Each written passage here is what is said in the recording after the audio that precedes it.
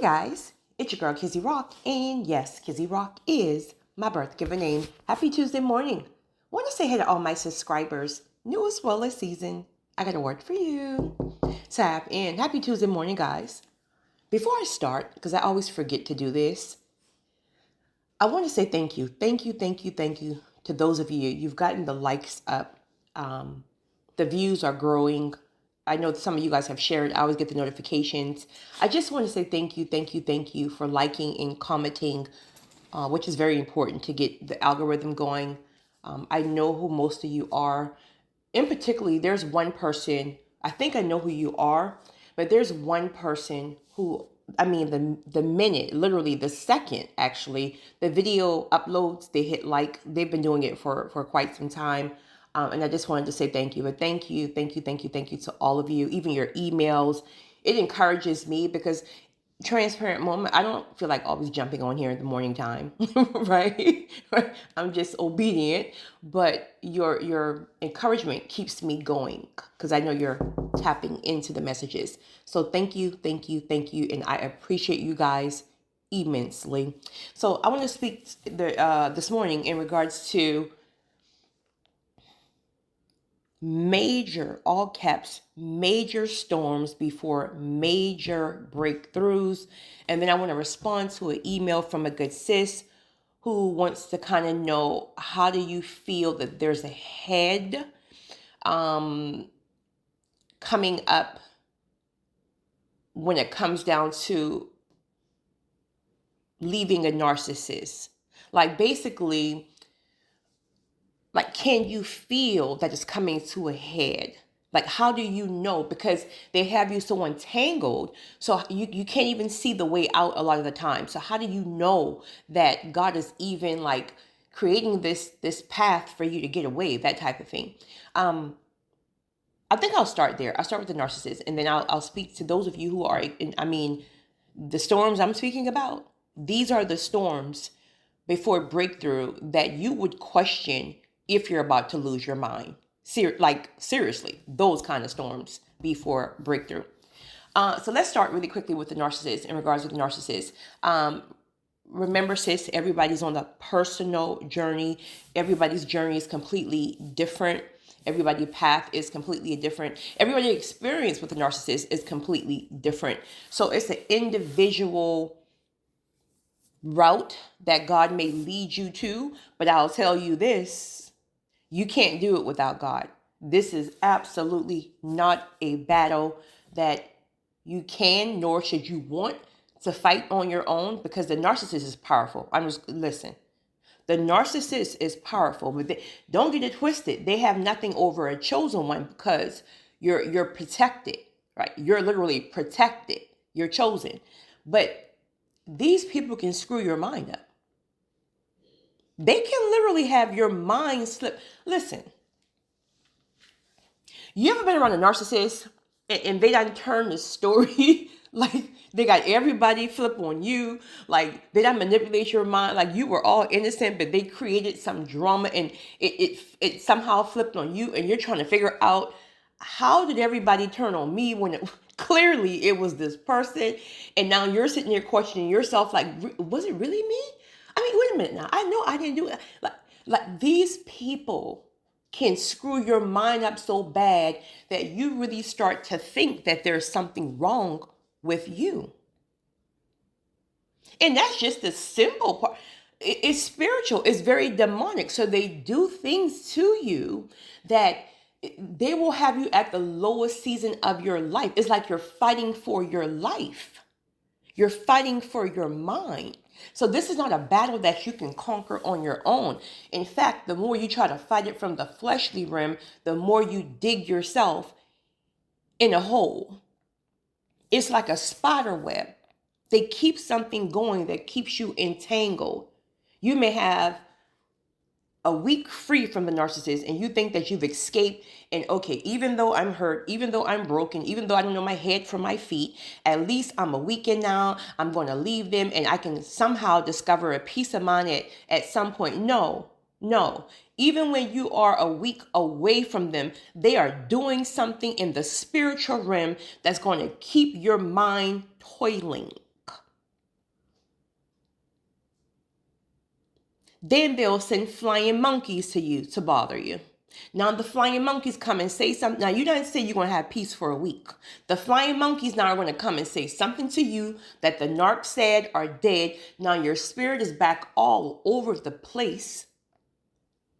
Right? So, and that's just an example, but it's very dark.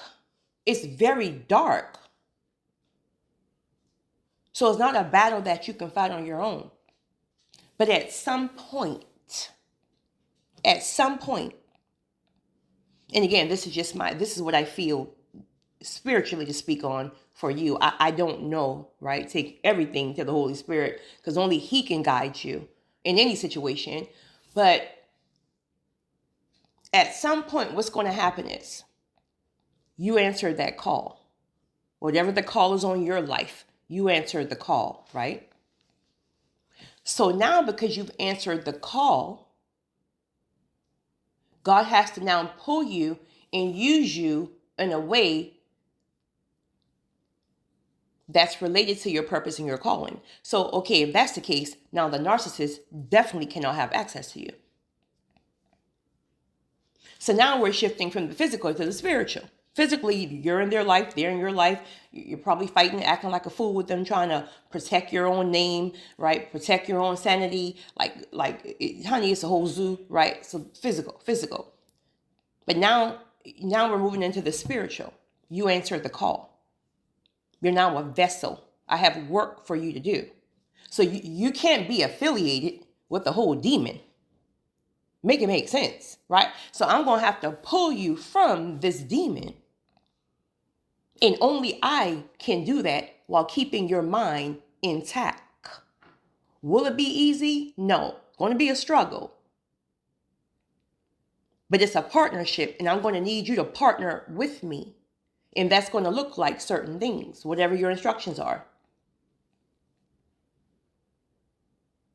But ultimately, what's going to be very painful, right?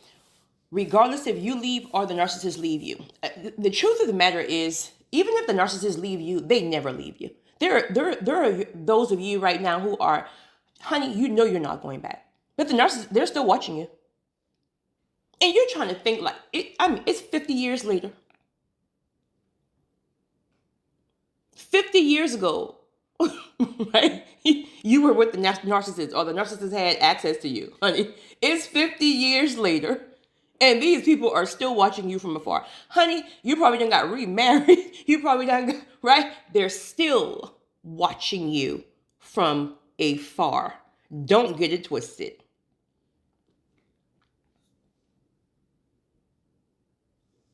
So, okay, now God has to pull you.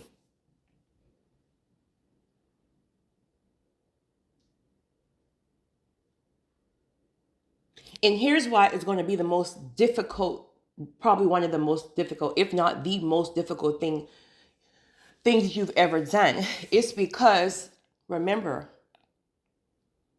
you're broken. You're at your lowest point.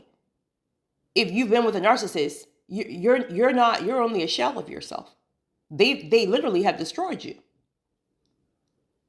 So it's not easy to leave a situation when you're broken and you're whole. This is why I always tell people when you guys ask me things like, well, Kizzy, I just can't, quote unquote, you always say we have choices, but you say things like, I will replace you tomorrow. Oh, absolutely.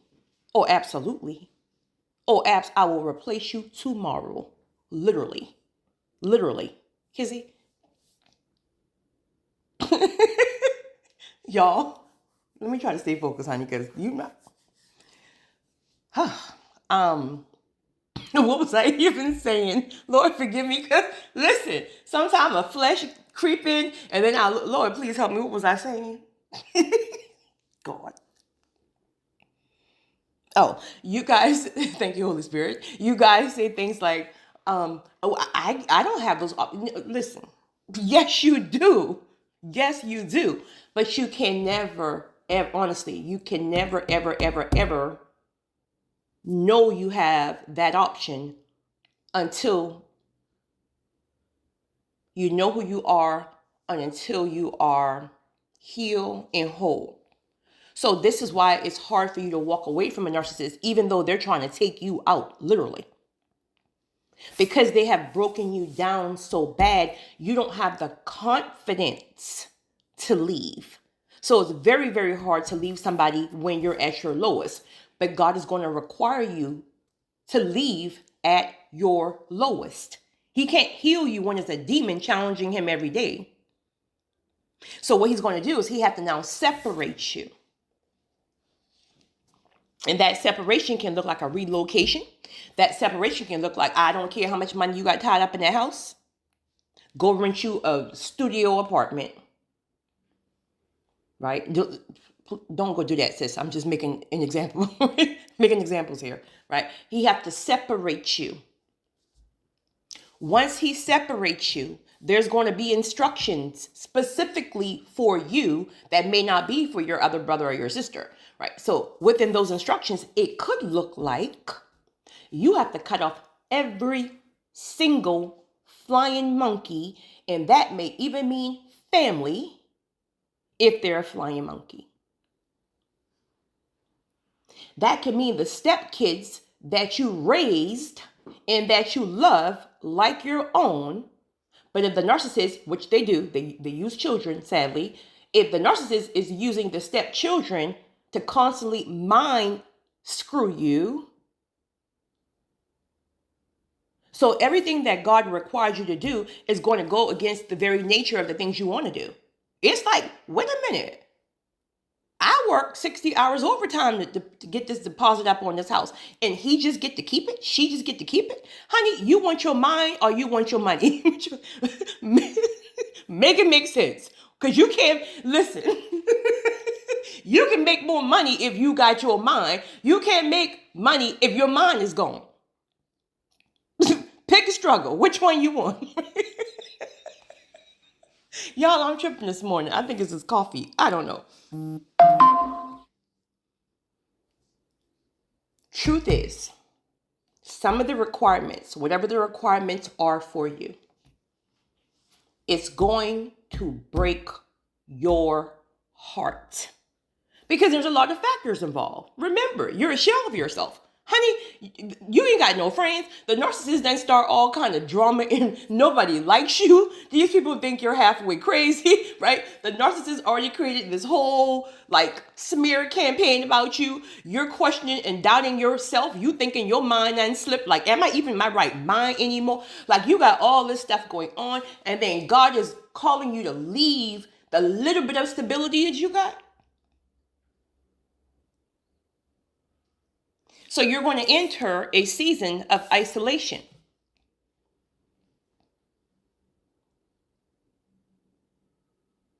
And the whole reason for that, well, many reasons, but is to ultimately pull you from the things, right? Anything and anybody that have attachments and spider webs to the narcissist. He's then going to have to heal you to get you back to your original state. Because you are not the same person you were prior to meeting the narcissist. They change your identity. You're a people pleaser. You have no confidence. You're all defensive because everything you say, they're going to. So now you're defensive about everything and everybody. Like you don't trust people because you had these people back and they were flying monkeys and they turn on you because the narcissist lied on you. And honey, you all over the place.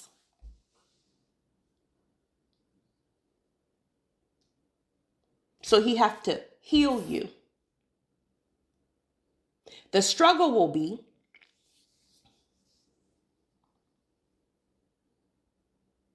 I think Pastor R.C. Blake uses the word, what is it called? Approval something. Approval trap. The approval trap. As sick as it sounds, one of the the sick as it is sick. One of the things that a narcissist will do is they'll break you down so bad in a way that you seeking approval from them is the only thing that will soothe your soul. And this is a game they play. It's a game they play. They play this game with your mind that they'll have you on a pedestal. It's like they'll build you up one day. Like you'll think like, okay, they're being nice today. Oh, I think maybe I am changing them. Maybe they really do like me. Honey, these people hate you. Hear me and hear me well. They hate you. And sometimes, a lot of the times, God will send people randomly to you. These can look like prophets. These are people who don't even know you. And the people will, like, it's almost like you'll be in denial. It's like you want to protect the narcissist. Isn't that sick? You want to protect somebody that want to take you out. So God will use people and tell you things like, and it has to be God, because these people, you don't know these people. You somewhere in Walmart, honey, and this person comes up, not a witch now, I'm not, because honey, I'm rebuking you on aisle 2. Try me not, right? Because I know your spirit the second you walk up. Play with your mama. I ain't got time. I'm speaking. Why I can see myself on aisle 2. Child, please. And this random prophet, and you know it's a prophet, or you know it's somebody God sent, honey, because there's like spirits collide, right? Spirits recognize spirits. It's pure. And it's this random, there's somebody in your life. Listen, I don't even know you. As a matter of fact, I didn't even want to come over here because I thought you would have thought I'm crazy, but I'm just obedient to the will of God. There's somebody in your life. And this person wants you gone. Or this person hates your guts, but you're blind to it, X, Y, and Z. And you're sitting there trying to protect the narcissist. Well, I think you're right, but maybe you're picking up on the girl who bullied me in 2nd grade. Or the boy who stole my football. I don't know. He told the whole school that I don't know. And the person looking you dead in your eyes like, no. It's not your second grade classmate. It's somebody you're sleeping with. It's somebody who raised you. And as a chosen one, the reason why you have a hard time locking onto this is because we can't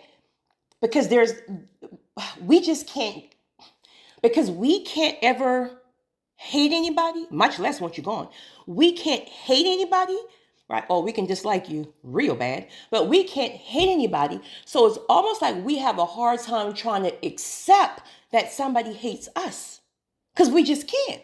So there's nothing in our spirit that can relate to it. So we just can't grasp it. We can hear it, but we can't. Now I can. But I'm speaking about when you're in it.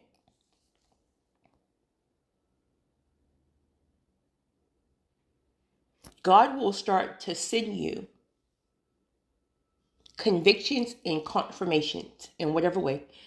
Excuse me, again, including through other people. He will start sending you signs like that to let you know, I'm alerting you to something, meaning I'm about to start doing some things. I'm just not letting random people come and tell you something just because. No. I'm preparing you because I'm about to pull you.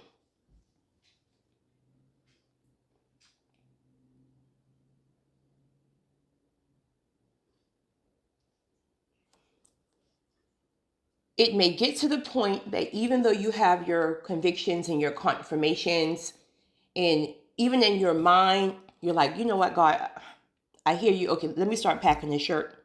You in your drawer, honey, you packing the shirt, you packing one pair of pants, and God is like, pack up the whole house. And you're just like, Lord, I can't. Like, I don't know what you want me to do, where you want me to go. I mean, I'm playing with a half of mine right now.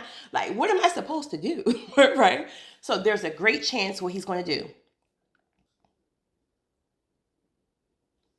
Again, please hear me. This is not for everybody. I'm just speaking what I feel in my spirit right now. Some of you may have already went through this. And if you have, do you guys please, if you would like to share your testimony, please comment in the comment section, because if you can remember that maybe the one thing that you wish you had during that time yourself was support, or other people's testimony to know that when you come up out of it, honey, life is blissful. It's like God rewards you triple for your trouble.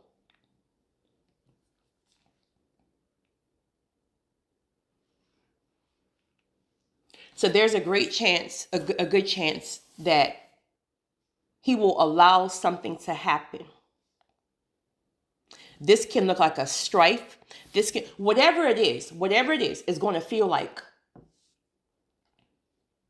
this is the last time you're going to play with me. You all of a sudden you get some type of confidence. It's supernaturally, right? It's supernatural. So because honey, you had no confidence all along, right? But something happens where there's a shift. And the shift is related to, again, you've answered the call.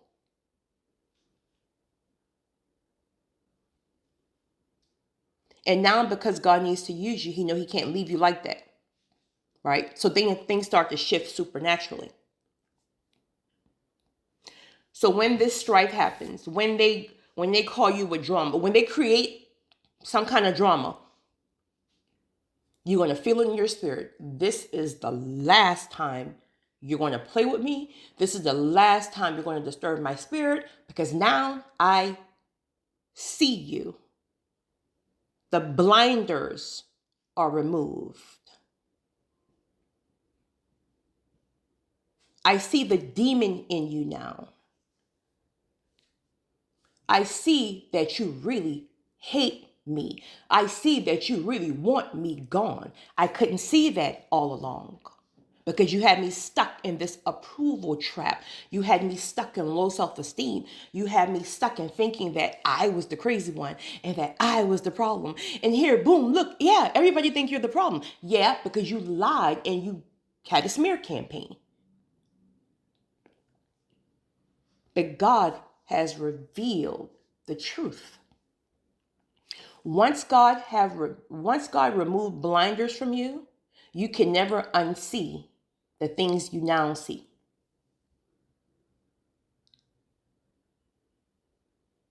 So now that God have revealed this to you, he's now going to make a way. And it's going to be easy because now you're in alignment. You're now in alignment to say, okay, God, I'll leave. Where before you're wrestling with God. So now because you're in alignment,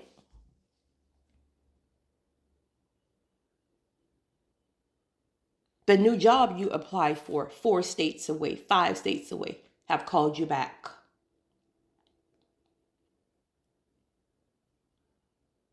The narcissist created some kind of drama and everybody turned on you. And remember, you can't focus on how, because it'll be like, how? I was like the innocent one. I was the one who, and you turn on me because, don't worry about that. That's easier said than done, but don't worry about that. You can't focus on the how it happened. You're focusing on the why, because if it didn't happen, you will never have the power to shift and leave. So he's going to make the way very easy for you. He's going to have people to support you. He may call you somewhere and you may, in your mind, if you're one of those people and faith is not your strong point and you feel like you have to see the whole blueprint before you take a step, honey, you're going to have a hard time. You have to know and feel in your spirit when God is calling you someplace, and you know that if he's calling you there, there's fruit there. You know that if he's calling you there, there are already people literally in alignment to receive you and to help you. You ain't got no help where you at now. They think you're crazy.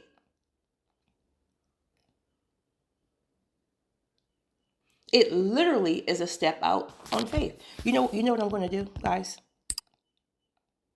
I think I'm going to make 2 separate recordings. I said I'm going to talk in regards to the warfare before breakthrough. I'm not going to do it in this recording. I'm going to stop this and then, because I had no idea I would be talking this long on narcissism. Truly, I thought narcissism was going to be a 2-minute topic. That's why I started with narcissist. But obviously the spirit won't let me get up off of it. So somebody needs it, I'm sure. And I'll make the warfare in a separate recording in a few minutes. There will be people in alignment to receive you. And here's what you will notice. In whatever way he's calling you, again, that can be relocating, that can be just, I don't know, staying where you are, and you're going to have specific assignments with right there where you are. You got to change your number. You can't speak to the mama no more. You like whatever instructions, you have to be obedient to the instruction. The crazy part is at some point, whatever your instructions are, you're going to first discover a sense of peace. Like, oh my goodness, I didn't even know peace existed, right? Because you're now separated from the narcissist in whatever way, but God has also cut it off in the spiritual realm. So they can no longer even affect you spiritually. But now, because they can't affect you spiritually, meaning that can look like, I don't know, the flying monkey, honey, done fly somewhere and find you somewhere in the store, you in TJ Maxx, honey, and the flying monkey done said, what? I saw such and such the other day, and they said that they feel really bad because you took things the wrong way, and you're always so sensitive, and they really didn't mean it like that, and they feel so bad because you abandoned them, and they're trying to figure out like what.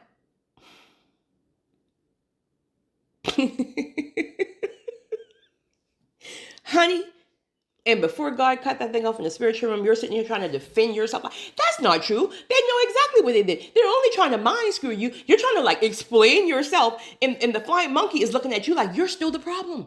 You see how sick it is? You see how sick it is? It's sick. It's demonic. And the narcissists know exactly what they're doing. This is why it's important for you to have zero contact with the flying monkey. This is why God requires you to move the flying monkey regardless if you love the flying monkey. Because the narcissist, flying monkey, that word always tickles me. The narcissist is going to always use the flying monkey to keep contact with you in the spiritual realm. Every time you respawn, you are opening the door back in the spiritual realm. That's why gray rock method, closing your mouth. Honey, if a flying monkey comes to you, just smile. Just smile. Or, I won't even entertain that. But with all due respect, a boundary that I have is I don't want to have a conversation about this person, right? There's no animosity. I hate no one. But please, a boundary for me, and boundaries are non-crucial because I never had any. The narcissist destroyed that and my ability to have boundaries. So now that I have boundaries, a boundary for me is I don't want to have a conversation about this person. And if you can't respect that, I understand.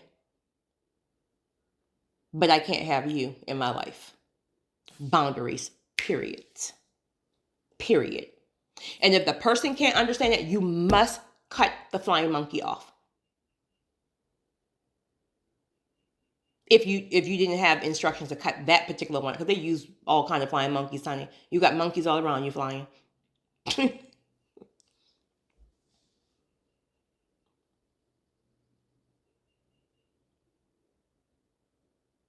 Once you open your mouth and respond, or you do something that God told you not to do. God told you, don't you answer that phone for that particular person. God told you, don't you go back to that particular family event. Don't go back and walk in this house. Don't go back.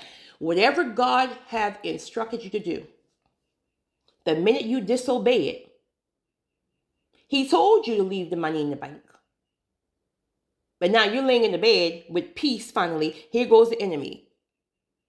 Child, you work overtime for them. Go get your money.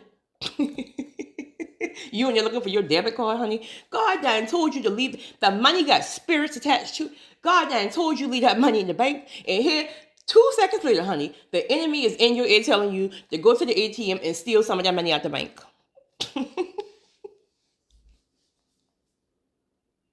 Obedience over emotions is a must. Some of those instructions are going to drop you to your knees.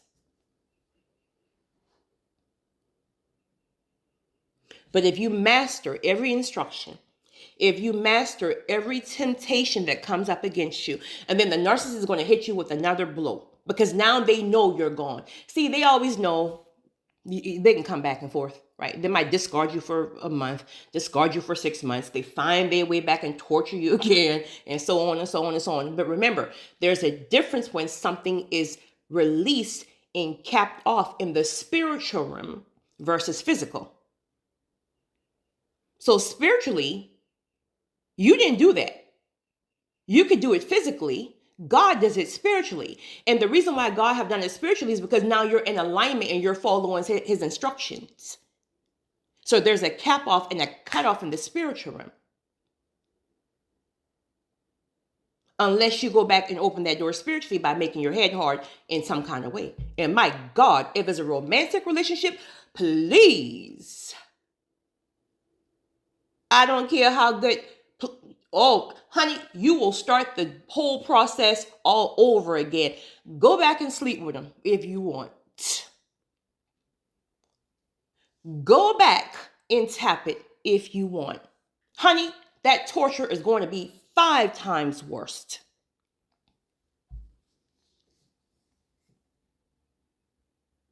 Somebody just got hit. I felt it. And it was a female.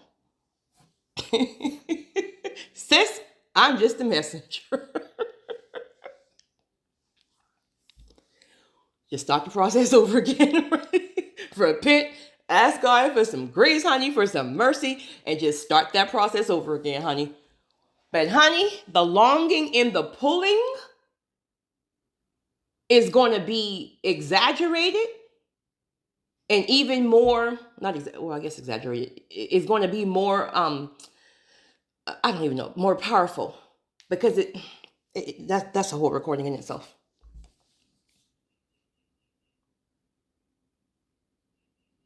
The narcissist, now that you're in a place of peace, let me go back. Now that you're in a place of peace, the narcissist knows that you're gone. They see that you're following God's instructions. They see it. They know it.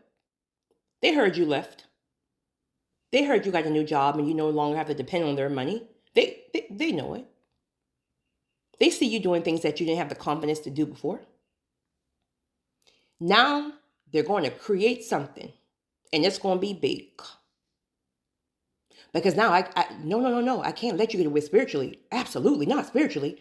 I can deal with you with physically because I can just come and love bomb you, right? I can send a flying monkey to just make you spaz out again. But no, I can't. Oh, no. I'm starving. I will starve if you leave me physically. I got to torture you. I need your energy. And now they're going to create one of the biggest drama, the biggest smear campaign. But it's okay because this will be the last one. Your only job is to stand and take those hits. Don't you open your mouth. Don't try to correct anybody honey, they're going to start using the children and God's going to say, no, don't respond to, honey, it's going to drop you. You got to take those hits because this will be the last smear campaign. Because see, God's going to shut everything down. He has to, right? You answer the call. He's ready to use you. You just got to take the hits. No matter how hard they are, you cannot go back. You can't answer that phone. You can't unblock the number. You cannot talk to the kids that you raised. You can't.